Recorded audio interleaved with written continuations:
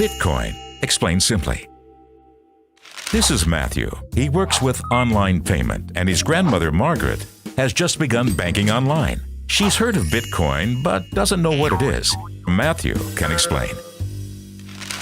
Everyone knows about money. We use cash or cards to buy things, either in shops or online. Bitcoin works in a similar way, but is a completely digital currency. It is created and stored electronically. The banks control Margaret's money, whereas it's the users themselves that control Bitcoin payments.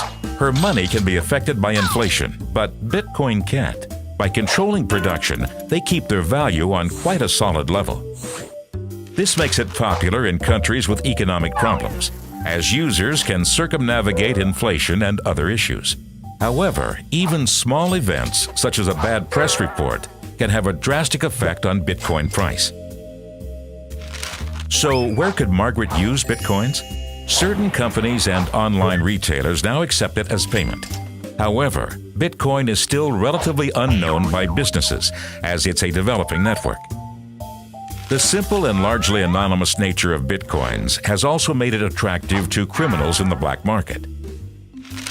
From Matthew's perspective, Bitcoin is an app on a computer or smartphone that works as an online wallet.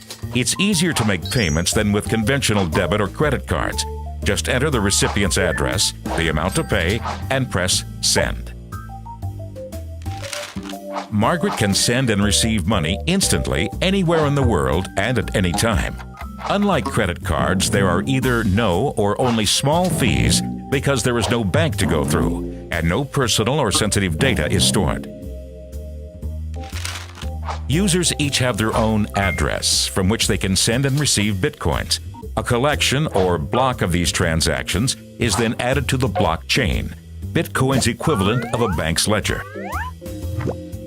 Users that maintain this form of accounting are rewarded with new Bitcoins. This is known as mining. There is a fixed amount of Bitcoins, but over time, existing Bitcoins become divided to maintain a consistent value. Now that Matthew has explained Bitcoins, Margaret doesn't find online payment to be all that complicated anymore.